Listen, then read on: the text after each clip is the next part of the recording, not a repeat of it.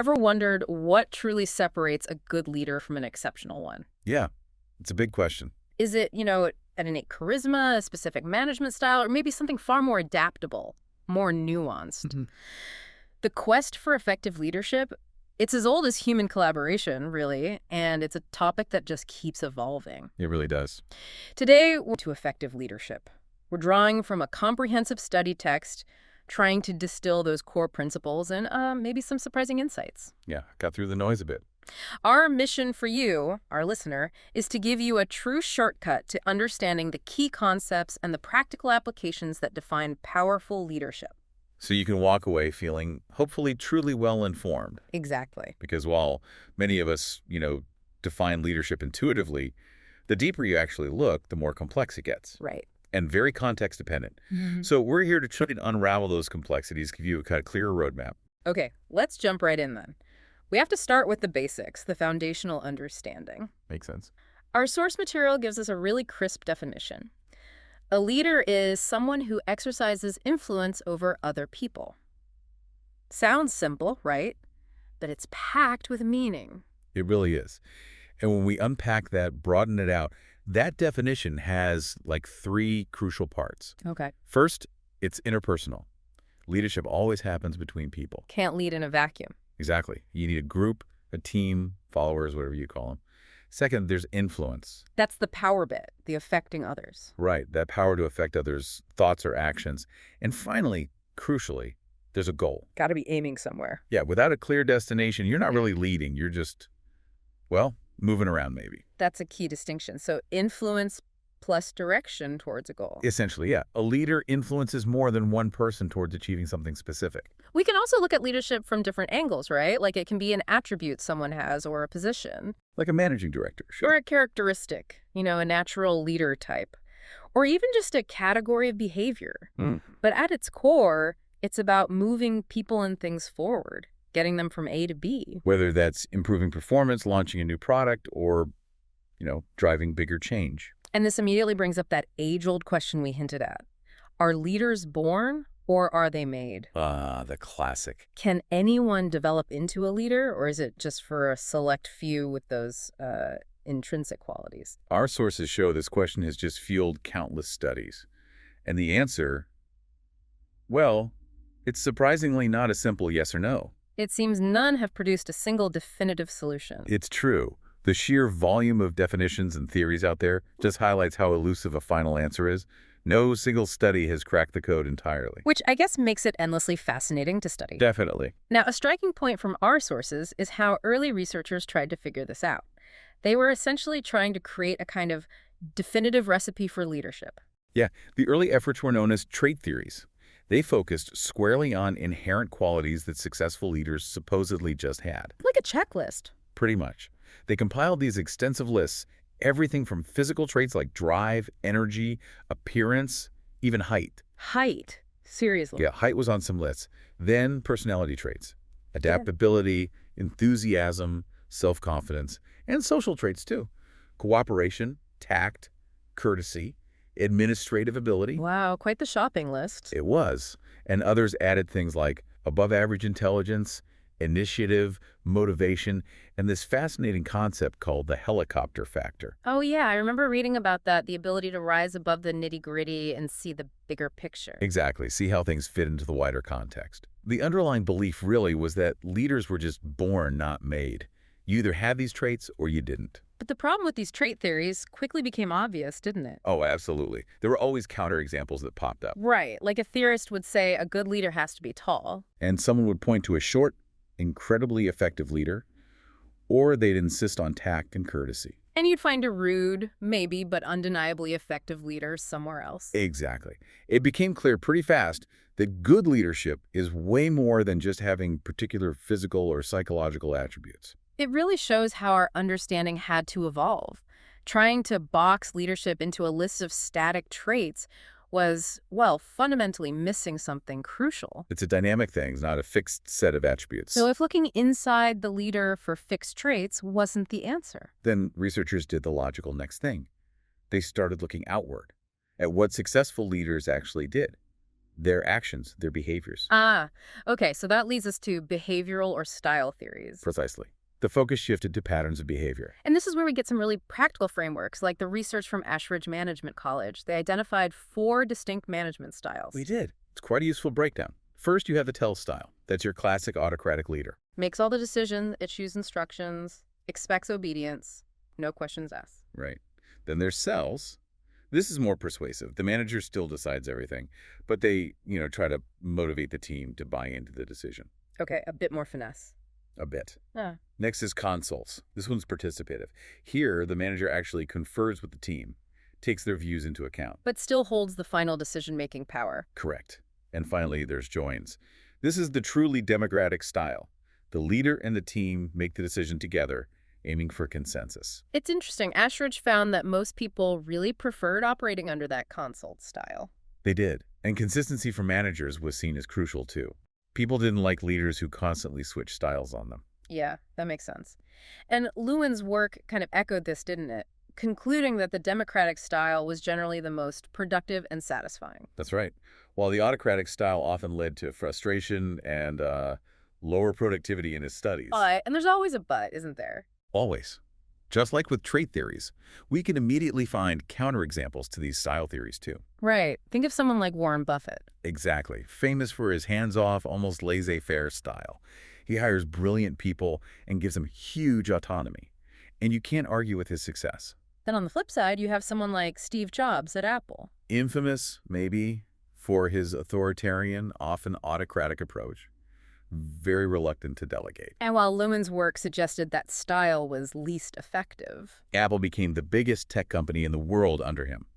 So, clearly, that style worked incredibly well in that specific context, with those specific goals. So what does this all mean then? It shows us that even a specific style doesn't guarantee success everywhere. Absolutely not. The big difficulty with these style theories is that they often ignore, or at least downplay, the massive influence of the context, the situation itself. So the modern thinking, the consensus now, is that there really is no single best style of leadership that works equally well in all circumstances. That's the bottom line, which brings us logically to the next evolution in thinking. Which must be about that context, right? If there's no single best style, the missing piece has got to be the environment. Precisely. This is where contingency or contextual theories kick in. Okay. The core idea here is that leaders are often products of their particular situations. They emerge because their characteristics fit the specific needs of that moment. Like those historical figures you mentioned earlier, Hitler, Churchill, Mao. Exactly. Think about it. Hitler in 1930s Germany, Churchill in Britain during the early 1940s, Mao in post-1946 China.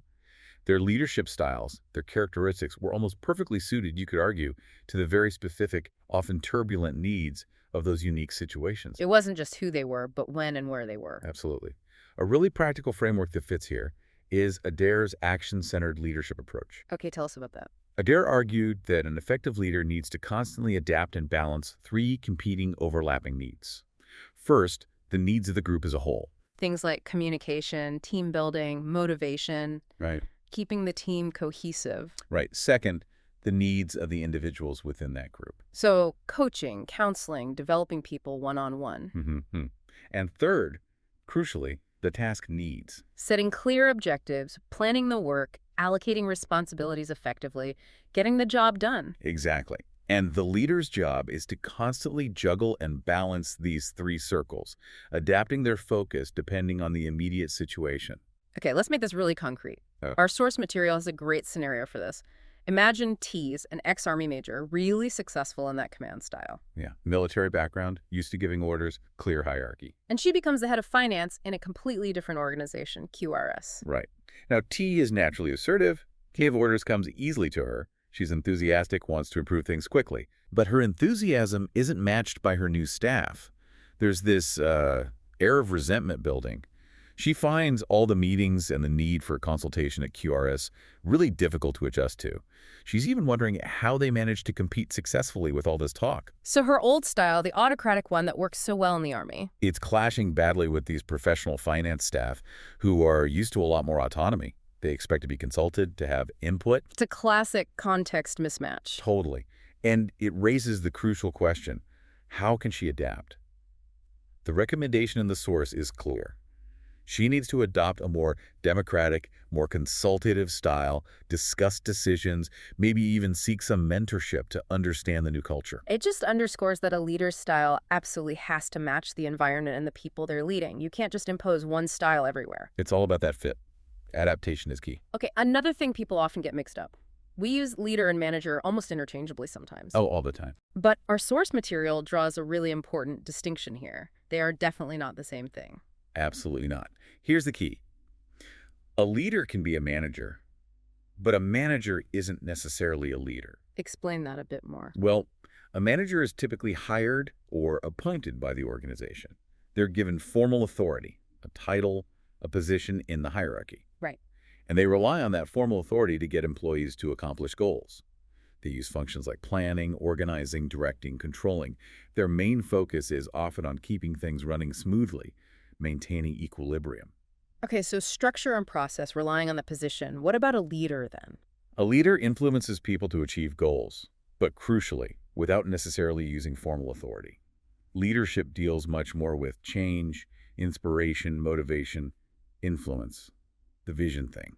So it's less about the job title and more about the personal influence. Exactly. And here's the kicker. Employees willingly follow leaders because they want to, not just because they have to due to the organizational chart. That's a huge difference. It is. Leaders earn their power through people's compliance and commitment, through trust and inspiration. Managers might have to rely more on their formal position to get things done. So it's that earned influence versus assigned authority. You've got it. Okay, so given everything we've discussed, the context, the influence, the difference from management, what skills are truly needed then to achieve those goals and inspire that confidence and trust? Our sources pull together a pretty consistent list of essential skills for effective leadership. Let's hear them. Okay, first, a really clear understanding of the precise requirements needed from the group, what actually needs to be done. Knowing the task inside out. Right. Then the ability to make decisions, often under pressure, and stick to them. Decisiveness. Crucial. An understanding of human nature, appreciating the attitudes, the motivations, the dynamics of the group. People skills. Big time. Confidence both in the group's ability and, importantly, in themselves as the leader. Believing it's possible. Yes. The ability to create a sense of direction through a clear, compelling, appealing vision.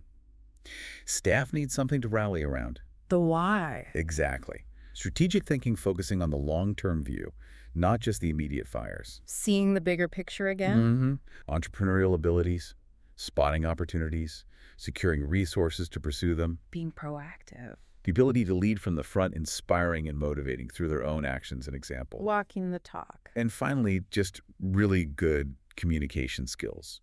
Being able to articulate that vision and strategy clearly and persuasively. That's quite a list. And you can really see how these skills directly feed into satisfying Adair's 3 circles we talked about earlier, can't you? Absolutely. The task needs, the group needs, and the individual needs.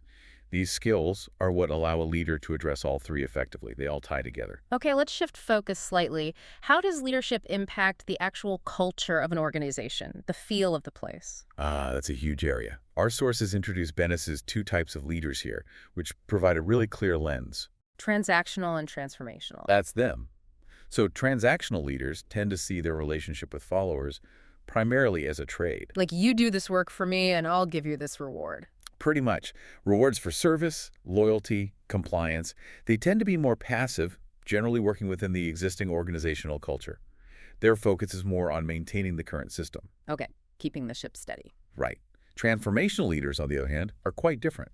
They inspire and motivate others to perform at levels beyond mere compliance. They aim higher. How do they do that? They're proactive. They actively seek to change and improve the culture itself. This type of leadership is known to significantly enhance motivation, morale, and overall job performance. So they're change agents. Definitely. They act as powerful role models, they advocate for empowering their followers, and they constantly encourage people to develop their own skills and innovate. It feels like transformational leadership has become much more talked about, much more important recently. I think that's true. In today's really dynamic, fast-changing environment, organizations constantly need to innovate and adapt just to survive, let alone thrive. A purely transactional approach might not cut it anymore. It often doesn't. Connecting this to the bigger picture, transformational leaders are crucial because they possess that vision, that creativity, and those inspirational qualities needed to actually bring about significant change and help the organization navigate constant evolution. They're not just managing the present, they're actively shaping the future. Okay, so shifting from that top-down view of leadership driving change, let's look at innovation from within. We know many huge businesses started with visionary entrepreneurs. Right, the classic startup story. But there's this growing trend, highlighted in our sources, of encouraging employees inside established companies, entrepreneurs, to come up with new ideas and take calculated risks. Yes, fostering that entrepreneurial spirit internally, a powerful idea. But what's the actual difference, entrepreneur versus intrapreneur? It's a critical distinction, especially around risk and reward. An entrepreneur starts and owns the business. They use their own money, their own assets. They take the personal financial risk. Yeah. What our source calls the ultimate sacrifice of potentially losing everything. My sakes. Very.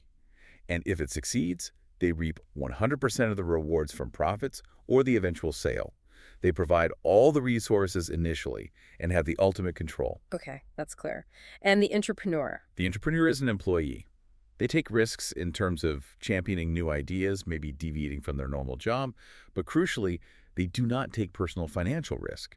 They rely on company resources, budgets, time, equipment. So the company bears the financial risk. Exactly. The entrepreneur might get a bonus or a profit share if the idea succeeds, but they don't gain from the sale of the entire business in the same way the owner does. Yeah. And fundamentally, their role exists because the entrepreneur created the business in the first place. What I found really fascinating, though, was reading that things like the Sony PlayStation, the Post-it note, even the like button on Facebook, these were all developed in a culture of entrepreneurship. It's amazing, isn't it? These massive innovations came from employees being given the space and support to pursue ideas within a larger company. So how can businesses actually foster this, make it happen more often? Our source outlines several practical ways. First, and maybe most importantly, you need to set up a culture where employees feel genuinely encouraged to explore new ideas. Even if those ideas are unrelated to their main job. Especially then, sometimes. And they need to be given actual time to do it, like Google's famous 20% time policy, for example. Well, what else? Managers need open door policies. Make it easy for someone with a spark of an idea to discuss it without going through layers of bureaucracy. So removing administrative barriers is key. Absolutely. Cut the red tape and develop a culture where innovation is truly valued and, importantly, where failure isn't seen as the end of the world. Calculated risk-taking has to be accepted, even encouraged. Learn from mistakes, don't punish them. Right. You also need to actually budget for resources to develop these new ideas. You can't expect entrepreneurs to magic resources out of thin air. Makes sense. And give employees a degree of ownership. Let them champion their concept, maybe even present it directly to senior management. And then identify the promising entrepreneurs and give them more support. Exactly. More time, more resources, more mentorship for those whose ideas show real potential. But there's always a flip side, isn't there? A worry for the entrepreneur, the business owner. Oh, absolutely. If you foster all this talent and creativity, you might be training your future competitors. That's the risk. The entrepreneur faces the very real possibility that a key entrepreneur, someone they've invested in, might leave to set up their own competing business. And replacing that unique individual can be incredibly difficult. So it's a balancing act for the owner. It really is. It's the entrepreneur's duty not only to encourage entrepreneurship, but also to actively support and look after their entrepreneurs within the business, make them feel valued, rewarded, part of the long-term vision. Because ultimately, the risk profiles are different. Hugely different. While entrepreneurs can, theoretically, walk away if things go wrong with their project, the entrepreneur carries that ultimate burden of risk and financial provision for the whole enterprise. They're the ones whose house might be on the line. Wow. We've really covered a lot of ground today.